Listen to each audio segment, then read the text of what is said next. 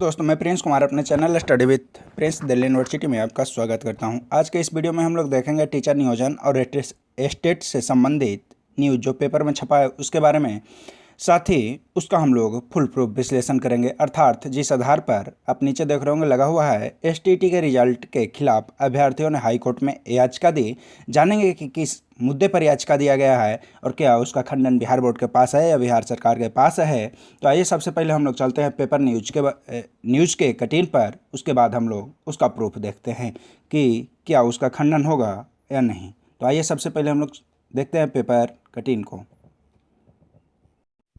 दोस्तों तो अब हम लोग आ गए पेपर न्यूज़ के कटिंग पर। तो आप देख रहे होंगे लिखा हुआ है एसटीटी के रिजल्ट के खिलाफ अभ्यर्थियों ने हाई कोर्ट में दी याचिका। सबसे पहले इसका हम लोग बुलेट पॉइंट पढ़ते हैं जिससे ये पता हो जाएगा कि मुद्दा क्या है।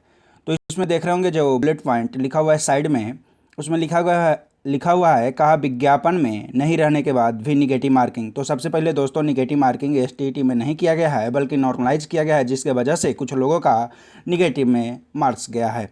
तो ये कह सकते हैं कि बिहार बोर्ड या बिहार सरकार के पास तो इसका खंडन करने के लिए लॉजिक है।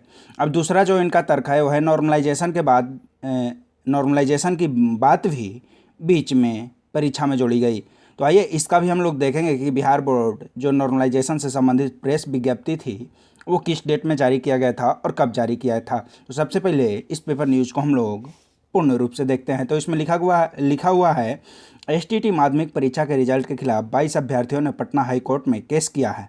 इनका कहना है कि बीच परीक्षा में कई चीज़ें जोड़ दी गई जो विज्ञापन में नहीं थी। केस करने वाले अभय रंजन ने बताया कि एसटीटी माध्यमिक परीक्षा पहले 28 जनवरी 2020 को ली गई जो बाद में रद्द हो गई।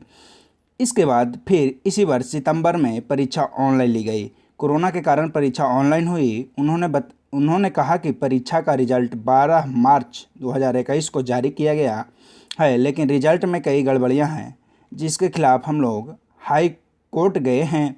उन्होंने कहा कि परीक्षा के दौरान ही विज्ञापन निकालकर बिहार विद्यालय परीक्षा समिति ने नॉर्मलाइज की बात जोड़ दी जो नियम के अनुसार नहीं है। बीच परीक्षा में नियम नहीं बदला जा सकता है।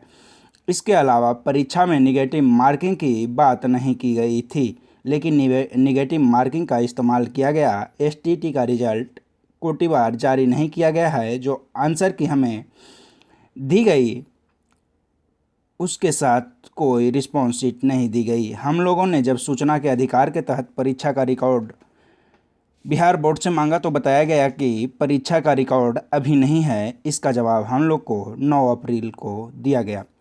तो दोस्तों इसमें देख रहे होंगे कि कई जो लॉजिक दिया गया है कि विज्ञापन में जो निगेटिव मार्किंग था, निगेटिव मार्किंग का बात नहीं किया गया था, लेकिन निगेटिव मार्किंग किया गया, नॉर्मलाइजेशन की बात बीच में आई। तो सबसे पहले आप जान रहे होंगे कि निगेटिव मार्किंग जो है वो स्टेट में नहीं किया गया है।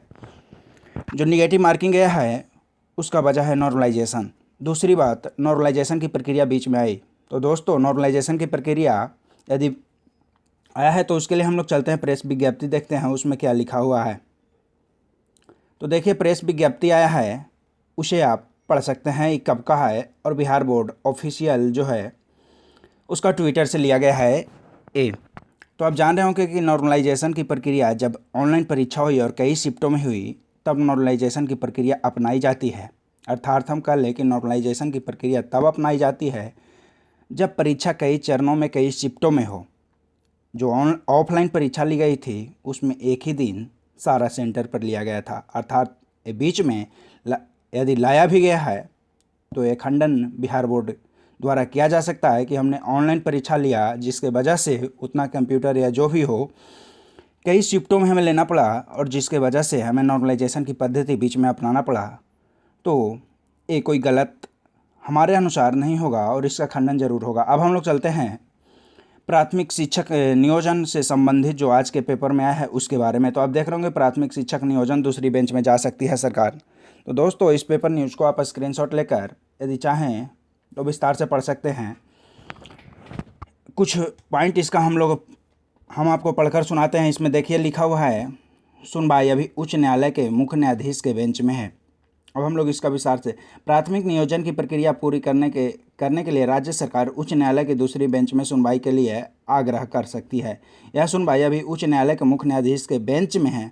स्वास्थ्य संबंधी अपरिहार्य वजहों से इन मामलों में सुनवाई नहीं हो पा रही है। ऐसी परिस्थिति में शिक्षा विभाग दूसरी बेंच में सुनवाई के लिए आग्रह कर सकता है। सरकार के एक उच्च पदस्थ अफसर का कहना है कि हमें शिक्षक चाहिए, हम नियोजन पूरा करेंगे। हालांकि कोर्ट का फैसला आने के बाद ही इसमें कुछ हो सकता है।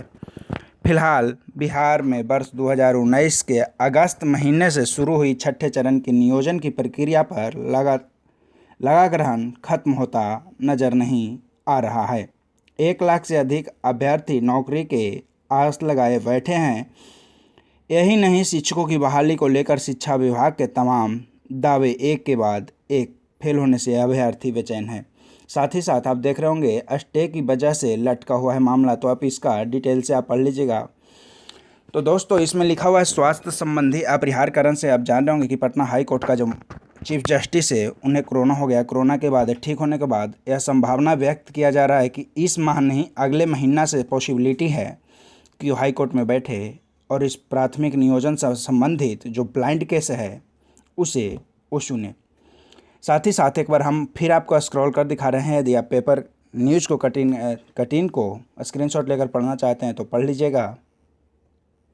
साथ ही साथ जो विज्ञप्ति है, प्रेस विज्ञप्ति बिहार विद्यालय द्वारा जो नॉर्मलाइजेशन से संबंधित जारी किया गया था, उसे भी आप स्क्रीनशॉट लेकर पढ़ सकते हैं। तो दोस्तों, इस वीडियो में इतना ही। उम्मीद करते हैं विश्लेषण अच्छा लगा होगा। अच्छा लगे लाइक कीजिए, साथ ही साथ दोस्तों के साथ शेयर करना नहीं भूलिएगा। और यदि हमारे चैनल पर पहली बार आए हैं या पहली बार हमारा वीडियो देख रहे हैं तो बिहार टीचर नियोजन से जुड़े हर एक खबर के लिए या एसटी से संबंधित हर एक खबर के लिए हमारे चैनल को सब्सक्राइब कीजिएगा। धन्यवाद।